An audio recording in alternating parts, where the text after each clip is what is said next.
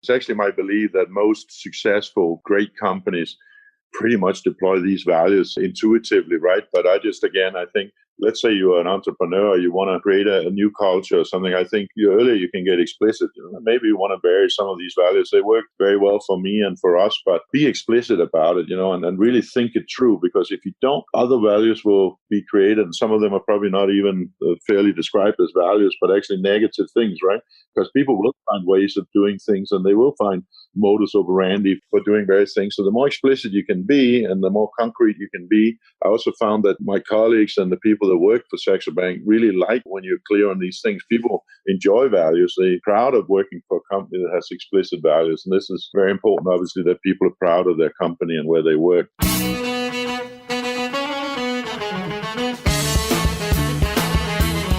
Welcome to the TalentGrow Show, where you can get actionable, results-oriented insight and advice on how to take your leadership, communication, and people skills to the next level and become the kind of leader people want to follow. And now, your host and leadership development strategist, Halelly Azulay. Hey, Talent Growers. Welcome back to another episode of the TalentGrow Show. I am Halelly Azulay, your leadership development strategist here at TalentGrow. And I'm really very fortunate, I have to say, that I'm able to speak to such interesting people. And usually that's because I take a step into the scary area of approaching interesting people, even if I don't know them, and suggesting to them an opportunity to share their insights with you. And this week I have exactly one of those situations because my guest is a very well-known global leader in the world of banking. His name is Lars Seier Christensen. He actually is based in Europe. We talk about his approach to building a very successful company, Danish broker Saxo Bank, that he was involved with for 26 years, he'll tell you in the show, and created the company culture with 7 explicit values that guide the company and guide leaders in the company. And we talk about what those values are, and more importantly, why it's so important to have explicit values guide your work. This is a really important concept for a lot of leaders to really think about. And we even speak a lot about how to give feedback, how to give praise, how to celebrate success, and a lot of things that go into leadership that you don't necessarily think about as explicitly as we do in this show. He also talks about what he's building over in the world of cryptocurrency. And the final action that he suggests is like, wow, it's more than one action, but I think it's like a great soundbite for very, very important work in leadership. So I hope that you will stick through to the end so that you can hear that. And also there is a very good connection here to a recent review that we received that is related to applying what you learn. So I'm going to read that at the end. All right, here we go.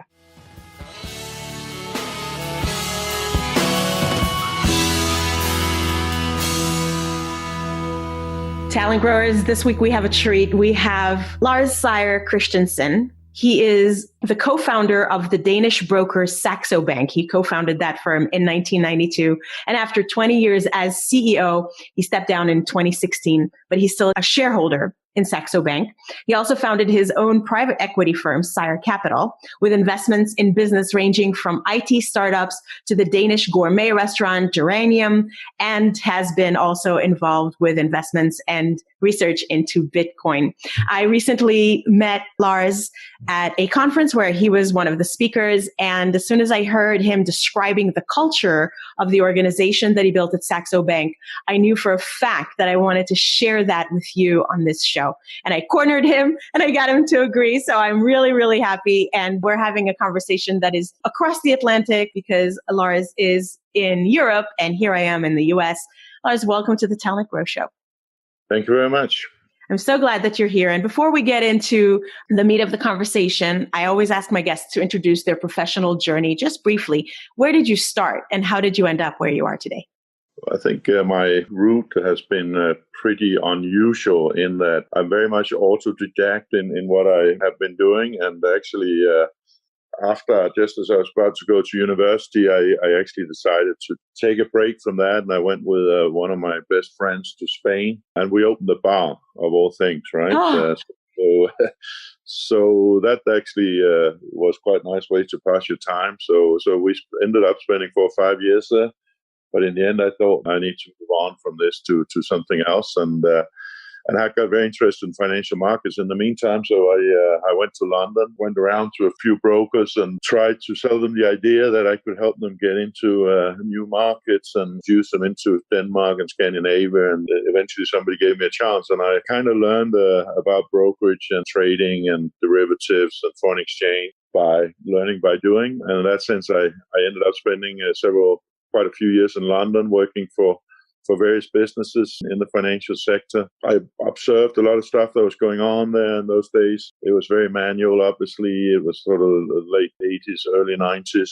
There was some new thing beginning to show up called the internet and various sort of early online attempts. But in the end, I thought, I wasn't very, very impressed about how the business was working. So I decided to start my own brokerage together with a client that I had at the time. And from very, very humble beginnings with just a couple of employees, we then started what subsequently became Saxo Bank. I didn't actually join the company for the first 2 or 3 years.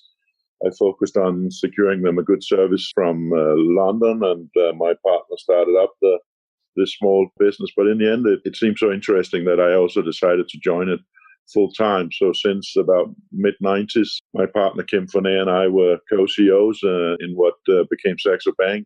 And while I retired as a CEO from this couple of years back, my partner's still running it as sole CEO today. So it's pretty much been him and me throughout these nearly 26 years, actually. Wow, amazing. Just the fact that you were successful running a company as co-CEOs, I think that could probably make a very interesting entire episode. How do you make a partnership like that work? Because that is no easy feat. So congratulations on all of your success. And by the way, I don't think and I don't think that listeners necessarily know this, but I cut my teeth. My early career was in a foreign exchange company. Okay. Yeah, I worked for a company that was owned by a former Swiss banker that was headquartered in Washington, D.C., Ruish International. And one of my initial jobs was to go to the briefings by the traders in the morning who were explaining about the movements of the currencies, the economic and political factors, and how they were affecting the foreign exchange rates, and then teach the new employees that were joining the company how to explain that to the clients so that they could make a decision about whether to buy a forward contract and so forth.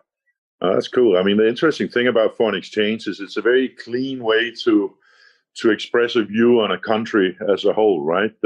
Much more macroeconomic than choosing a stock or a range of stocks, right? But if you really think the U.S. economy is moving the right way versus, the Spanish economy or the Japanese economy, there's no easier way to express that view than simply go long the dollar and short the yen or whatever the play might be, right? It's a very, very high level macro type investment. Well, and it gives you a much more global view of, what's going on. So one of the things that was really intriguing about how you built your company to such great success, or your bank, and I discovered this through your talk, is that you created a set of expressed virtues or values, you call them 7 values. And you mentioned that you introduced them later on, even though you actually were implicitly using them and didn't realize it, but you became explicit about them at some point, and that there are 7 values that are necessary to incorporate into the work, into the employees' work to operate successfully. And I really wanted to spend some time today breaking down, we can get into them in depth in the time that we have available, but I wanted to maybe break down a little bit further into a couple of them, of the 7. And I'll list them because you have a great PDF that I'll link to from the show notes that describes them in detail. So they are rationality, independence, integrity, honesty, justice, productivity, and pride. So let's just give listeners a brief understanding of what each of these means, and why did you choose these? So I've always, or at least as I began to understand management better, I've always been very focused on being as explicit as possible about what we're trying to achieve. If people don't know what you're trying to achieve, it's very hard for them to do it, right? And if you don't give them feedback on the way you want things done, people pick their own ways, and maybe if it's a great company, they will pick good ways, because otherwise it won't become a good company. But there's also a big risk that they may pick up some unwanted habits and behavioral patterns that you don't really want in a business, right? So I think being explicit is very, very core in any business, on strategy, on values, on principles, on modus operandi, on partnerships, etc., how you treat your clients, etc. So after some searching for the right set of guiding principles and values, I can't lay claim to having invented this myself. It's actually very inspired by the philosopher Ayn Rand, and I know she's a controversial person that many people have many views on, often without knowing terribly much about it. But she did describe in her, probably her most famous work, Atlas Shrugged, she described the 7, she called them virtues, that she felt was very, very central to living a successful life. Now, having thought about that, I actually think they work very well for an organization as well, because at the end of the day, an organization is just a group of individuals having found something mutual to work for, right? So logically, they should also work for an organization. So to go to them quickly, the value of rationality, or the virtue of rationality in her words, is very much about facing up to reality. You need to simply accept what's out there and react to it in a smartest way as possible, but dealing with reality, not hoping and dreaming that things were different, so trying to tell people that it's different to what it really is, which is often a reaction pattern from a salesman or an account executive, that if the competitor brings out a better product, it's far easier to try to talk it down and try to convince people that it's not as good as it really seems. But fact is, if it is better, then you will eventually lose out to that competitor. So what you really should do is accept that there's now a real challenge here, analyze it very carefully, and come back with a response to that that's based on the reality that you face. So rationality is about accepting reality and reacting to it with a thoughtfulness, instead of just trying to evade it or lie about it or circumvent it or create confusion around it, right? So that's actually the key value of them all, that you look at the world the way it is, that you address it and think about it and come up with a considered response to it that will work because it's based on that reality you're facing. The other are really consequences of that way of looking at things. So a little quicker, I can run through those. Independence is really about, you should think for yourself. You should not simply wait for everybody else to make the decisions. That doesn't mean you shouldn't respect your manager, or you shouldn't look at what people have created in the past, because we're all building on somebody else's thoughts. But you really also should be very careful not to fall into the trap of just blindly copying other people thinking. You need to think for yourself, and we try to encourage that very much, that people actually can raise questions, can raise criticisms in a constructive manner, obviously, but trying to force people to make their own mind up about things. Yeah, this is critical thinking. It's such an important skill, and it seems like culturally we're losing our ability to do that. We many times also, in relation to the first one, we're living a little bit in sort of a post-factual world where people simply don't always accept that things are the way they are, but instead they dream up that they are in a different way, and this is a big problem if you are trying to create a set of false or inaccurate facts to base your decisions on. So that's a very big problem in politics, and to some extent in business also today, I agree. Yeah. Next one is integrity, which in effect means that you are a whole consisting of both your mind and your actions, right? So it's not enough to think out great plans if you don't execute them.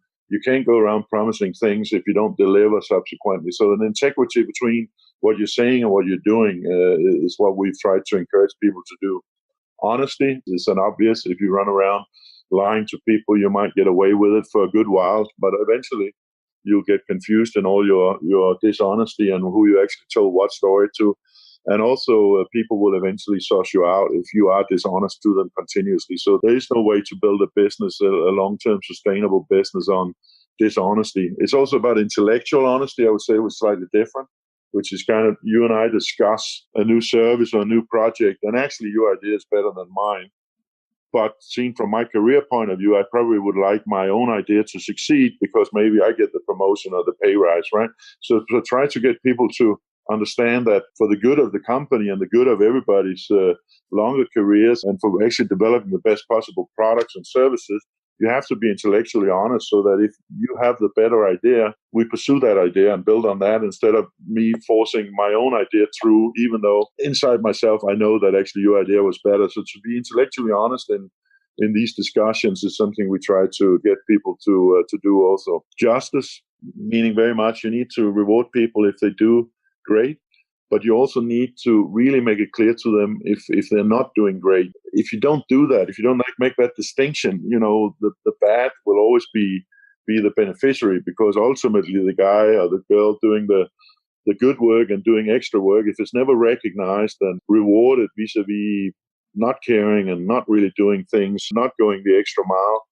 then eventually you will lose your motivation to go the extra mile and to do well. So to be just, I'm a big fan of bonus-related systems where you get paid a lot if you do very well, and you get paid a lot less if you do poorly. And if you do really poorly, you find another place to work, right? Yeah. So being just to people in terms of both in monetary sense, but also, and that means a lot to people in a personal sense, when you communicate with people, actually remember to praise where praise is due, but don't sort of falsely praise something that's not very good just to stay friendly or to avoid a conflict, etc. So that justice part is pretty essential as well. Yeah, I want to dig into that one a little more, but let's finish out the rest of them. Yeah, the last we got is productivity or productiveness at the end of the day, and pride after that, but that's more like a result of having done the other things. But productivity is very important. At the end of the day, we have to pay our bills, we have to pay our rent, we have to pay our employees, they have to pay for their families and for their lives. So at the end of the day, there's got to be a dollar somewhere. It's wonderful to sit and analyze things and make great presentations and make great plans, but at the end of the day, there has to be some productive outcome. And if you don't see that productive outcome, we want people to spend less time on sort of mind games that can be tremendously intellectually stimulating, but at the end of the day, we got a business to run. Everybody I know like to get paid at the end of the month, and unfortunately, I've been the one that has to procure the money to pay them. Yeah. So I need to also tell them, on the other hand, that you need to deliver some productivity at the end of all of the presentations and all the discussions and all of the PowerPoints, right? And Yes. Ultimately, if you can deliver most of the time on most of these 6 values that we've been through, then I think you should celebrate and be proud of it. And that's probably less important to say in the US, because in the US you're still allowed to be proud of your achievements and celebrate them. But when you're in a social welfare state like Denmark, where we originated from, we have a severe case of what some people call the tall poppy syndrome, that if you stand out in any way, you should really not be overly happy about it, and you should respect that everybody is equal in this, that, and the other sense, and everybody is equal in terms of rights, but not everybody is equal in outcome, and not everybody is equal in effort. And I have always put a great emphasis on people, if they conclude successfully a project or some achievement, celebrate it, go out and have a dinner, celebrate it, have fun, be proud of it, tell your colleagues about it, not in a bragging and obnoxious way, but just in a way celebrating the outcome, and then celebrate it, and then look forward and come back again on Monday morning, and we make a new project, but we'll get some closure on stuff that actually worked for you, and be proud of it, and this, sadly, is in many places in Europe actually necessary to encourage people to do it, because they're so shy of celebrating their achievements, because they're so scared that people will get upset with them, that you actually sometimes have to remind them to celebrate when they did something great. And I think at the end of the day, if you work hard to do something special and go the extra mile and achieve things and deliver fantastic products and services, sometimes also you're allowed to be proud of them and feel self-esteem and celebrate them. So rationality is the absolute core platform for all of the other ones. The 5 ones are kind of modus operandi, and pride and self-esteem should be the outcome, in my view, right? So that's how I look in as short as I could do it on these 7 values. Yeah, and they're very interrelated. I'm sure that, as listeners are listening to you describe them, one bleeds into the other, because you can't really separate them. You're one whole person, and all of them are necessary. And also a lot of times I find that when we think about values and we describe values, at least I don't know if you've done this in your own life, but when I've done an exercise where I was trying to prioritize my top values, when you look at almost any value on a list of values, they all look good, like, oh, honesty. Yes, I love that. Love. Oh, yes. Harmony. Oh, yes, that's important. So when you think about all the values sound good, how do you choose the ones that you say, these are the core ones. These are our guiding values, because if you have all, you have nothing. So I think that it is very telling that you chose these, and thank you for describing them. I really wanted to hone in a little bit about the one with justice, because that relates to a lot of challenges that leaders have in terms of, how often and what kind and how to give feedback. And so you describe this value of justice as you have to tell people if they're making a mistake, and you owe it to them, and you have to tell people when they're doing something right rather than just ignore it or just pretend, or just expect it. Absolutely. Well, I mean, one last thing on the values is it's actually my belief that most successful, great companies pretty much deploy these values intuitively, right? But I think, let's say you're an entrepreneur, you want to create a new culture or something. I think earlier you can get explicit. Maybe you want to vary some of these values. They work very well for me and for us, but be explicit about it, and really think it through. Because if you don't, other values will be created, and some of them are probably not even fairly described as values, but actually negative things, right? Because people will find ways of doing things, and they will find modus operandi for doing various things. So the more explicit you can be and the more concrete you can be. I also found that my colleagues and the people that work for Saxo Bank really like when you're clear on these things. People enjoy values. They're proud of working for a company that has explicit values. And this is very important, obviously, that people are proud of their company and where they work, because otherwise, why should they spend every 5 days of their week going to my company and not to any other company, right? Yeah. Because really, this is what's going wrong in many, many companies, and it's going wrong in many public sector institutions, that, everything becomes so bland. There's so little difference. Your salary is dependent on whether you were here 10 or 13 years. It has nothing to do in many cases with your actual achievements. Maybe you're belonging in a sense to a given manager that drags you around to every project. And if a new CEO comes in, you get fired together with the guy that left, and blah, blah, blah, So I think it's very, very important to look at people for what they deliver, look at what they deliver on the stuff that you ask them to do, and then be fair to them. And really, really, I would say it's very hard to do, because you tend to take the good for granted, and it's more the bad that springs into you, right? But you really, if people have gone out of their way to do something exceptionally well, you have to recognize it in a monetary sense in some cases. Also that you say to them publicly, John here did a really terrific thing, and we could all learn from that. And I found many times that sort of peer recognition and from their colleagues is actually far more important than a pay rise, right? That people want to be proud of what they do, and you want to give them incentives to always try to do as good as they can inside their particular job function. And, at least it's not difficult to say to people, oh, you did really great. You just have to remember it. But it can be very difficult to say to somebody else, oh, what you just made here totally sucks, right? And a lot of people will evade that also. They really don't want to. They like rather the calm of not really doing very well, but nobody has to get into a controversial or conflict or anything like that. And it's equally important for people to know when they have done really poorly. And that's a little bit less pleasant than giving people a pay rise and everybody's happy and you open a bottle of champagne. But it's equally important. My friend, Jack Wells, told me once that he had been to one of his many, many meetings where he shared strategy with various groups of people in the old days in GE. And an employee came up to him crying, and he asked, why are you crying? Because And the person said, I was fired this morning, but I was just allowed to come see you because I've been here for so many years. I said, why did they fire you? And the person said, well, apparently I didn't do a very good job, but nobody ever told me. And now they just fired me, right? And so you're also not doing people a favor by not telling them. They may inadvertently not be doing a great job or doing something wrong.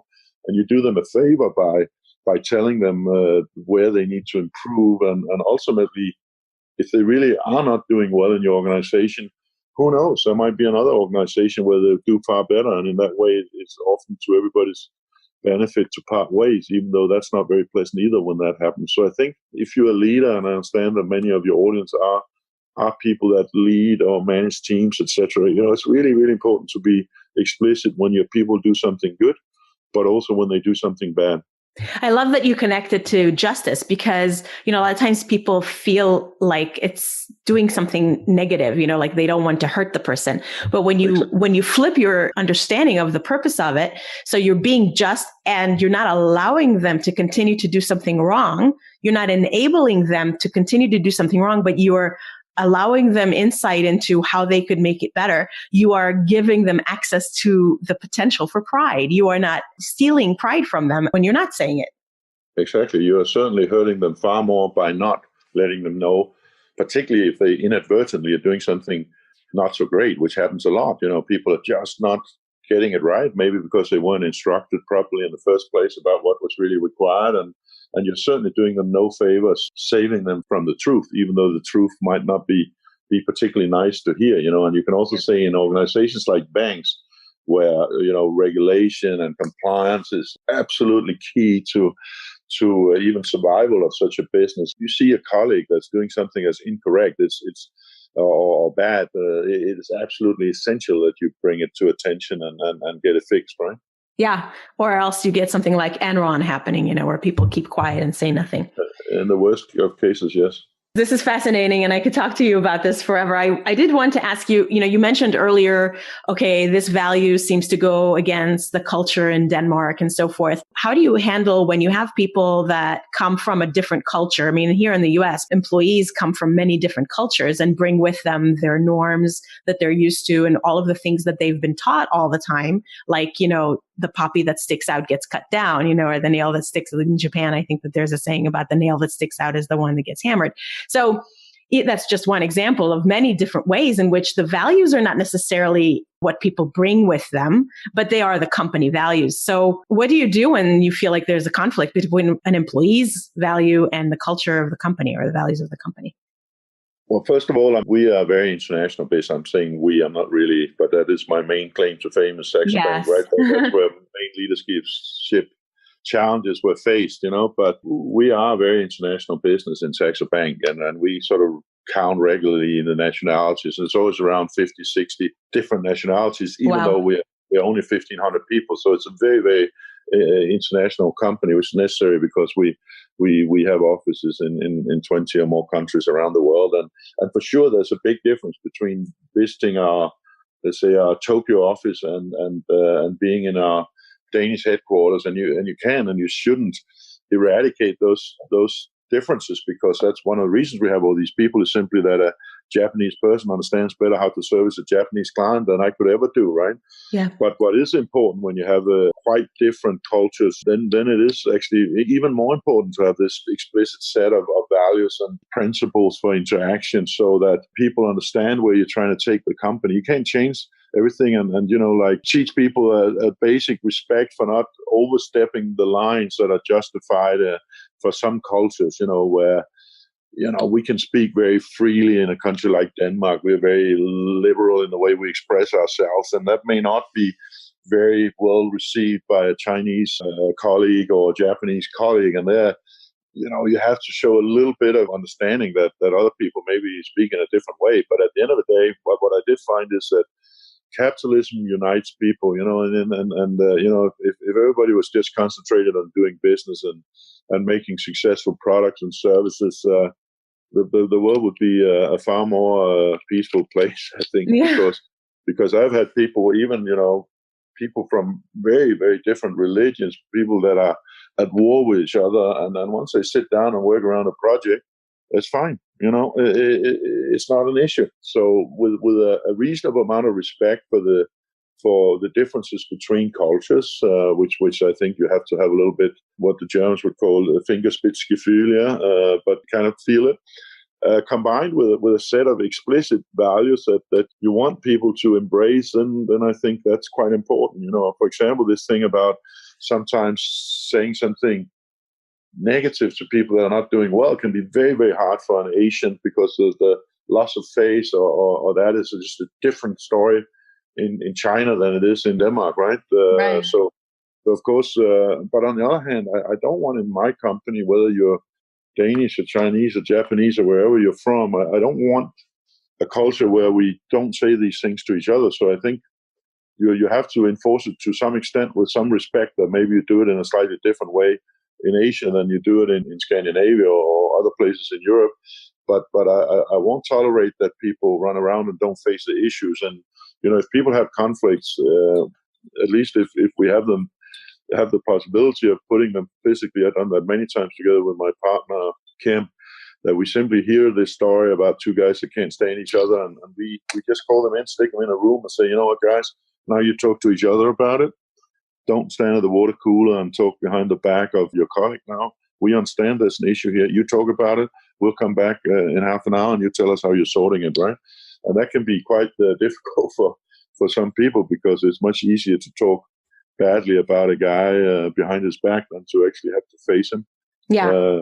And once people realize that that's what's going to happen to you if we find out that you're talking about it at the water cooler, but not to the person you have the problem with, they tend to start talking better with each other, because they don't really want to be put in that situation too often, right? Yes, exactly. So it kind of reinforces the values that you profess and acting according to them. Well, we're almost out of time. And before you share one specific action, and we'll also talk about how people can stay in touch with you, what's new and exciting in your horizon? Well, I mean, as you mentioned, I've been investing some money from my own private fund here in various areas, and I've been following the crypto space quite intensively, the Bitcoin and Ethereum and all that space. And then I think there's an awful lot of problems in that space with legacy issues and anonymity and criminal actions going on. And I don't think that these older blockchains and cryptos will ever really gain mainstream adoption. So I think there's a lot of opportunity in that space for coming out with something new that's true to the DNA of the distributed nature of these systems, but combining it with a more healthy respect for what we're otherwise facing in terms of understanding of customers, KYC, as they call it, anti-money laundering, identification, etc. So combining all the good things of some of these systems with something that's more in line with how we otherwise have been doing things in the financial sector, I think is a great opportunity. And I'm spending a lot of time currently on a new project in that space that is not really fully launched yet, that I will address some of these issues, plus also come up with some technical innovations for better functionality. So that has got a lot of my attention, and it's probably the project that I spent most time on at the moment. That's very exciting. And of course, I think everybody by now has heard Bitcoin and cryptocurrency, and some people still don't even understand what that means. But I know that you are saying that you're building sort of the next generation, that was the infancy stage, and we're practicing on that, but it's imperfect. And so looking forward to seeing what you create and how it improves the world. What's one specific action that you can recommend our listeners take this afternoon, today, this week, that can improve their own leadership skills or career success in general? I don't think it's that difficult, really. It's about directness and saying things the way they are. Because again, if people don't understand what you want from them, and they don't get feedback from you on if they're not delivering what you want from them, then you have very high probability that you won't get the deliveries from them that you expect. So I would say be as honest as possible about projects to the people that you're managing. Tell them as specifically as possible where you're trying to go from A to B, but give them a lot of freedom to actually come up with ideas for the exact route between A and B. But be very clear about the objective they're trying to reach, and at the same time give some freedom to people to be creative themselves, because maybe that's a little alien in the beginning, to get a lot of freedom to create a solution. And some people are better at it than others, for sure. But it's also very, very gratifying to have some freedom to come up with solutions. And what's very important, at least if you're at sort of CEO or other C-level, it's a very, very important way to find out who has the potential to go further in your organization. If you just give them the instructions, do this, and that, first of all likelihood you're not going to liberate all the innovation and all the great ideas and creativity that most organizations and people actually have. Right. And secondly, you will not be able to assess who actually are the leaders of the future and who you should be promoting, who you should be bringing forward. So speak directly to people, make it very clear what you're trying to achieve. Don't tell them the exact way there unless it's completely obvious and there only is that way. Give people freedom to get there themselves. Resource them appropriately so you're not asking something ridiculous without giving people resources to achieve it. And then give them very frequent feedback on whether you think they're moving in the right direction or not. And ultimately, if they do succeed, celebrate them and give them a harder challenge next time. If they don't succeed, give them a couple of chances or reduce the level of challenge that you put them in the future. But directness and honesty and giving clear guidance to where you're going is a precondition for people actually being able to get there. If people don't understand your strategy, if they don't understand where you're going, then it's very hard for them to actually get to the point where you want them to get to. Indeed. Excellent. Thank you for that. So I know people will probably want to learn more from you and about you and stay in touch. What's the best way for them to do that? We'll put that in the show notes. I have my own site for my current activity called SeierCapital.com, where you can see some of the businesses I invest in and some little stories about how we're progressing with various initiatives. So that's certainly one way. And then there you can just contact form if you want to speak directly to me for some reason, or if you want to submit a proposal for a business idea or an investment. There's also a form for that. And of course, you can go and look at SaxoBank.com if you want to see what Saxo Bank is up to. Also a very interesting company, although we don't really do much in the US, so maybe less relevant. But we have listeners all over the world. Yeah, but SaxoBank.com is certainly a great place for modern investment and trading. And SeierCapital.com is more about what I do in my life and including new things like what we just discussed coming up. Excellent. And Seier is spelled S-E-I-E-R. That's right. Okay. Well, Lars, it's been fun talking with you. And I wish we had... I wish we had lots and lots more time, but in keeping with our traditional 30-ish minute podcast, I think that you delivered lots of interesting insights for listeners. So really appreciate it. Thank you.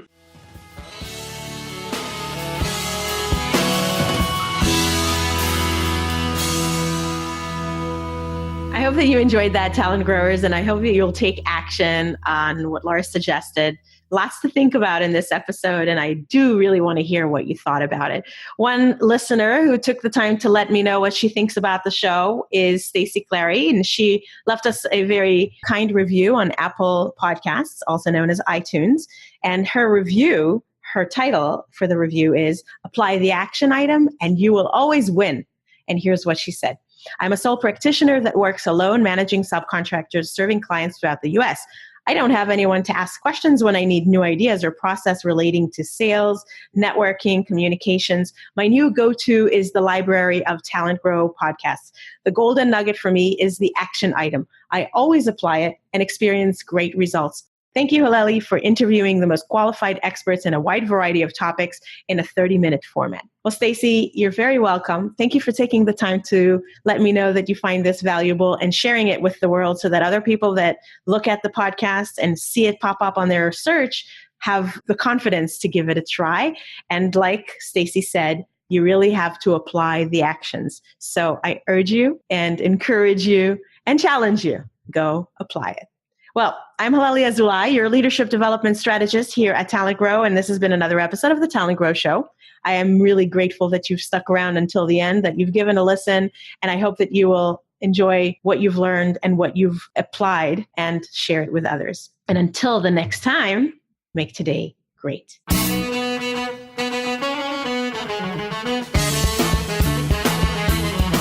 Thanks for listening to the TalentGrow Show, where we help you develop your talent to become the kind of leader that people want to follow. For more information, visit talentgrow.com.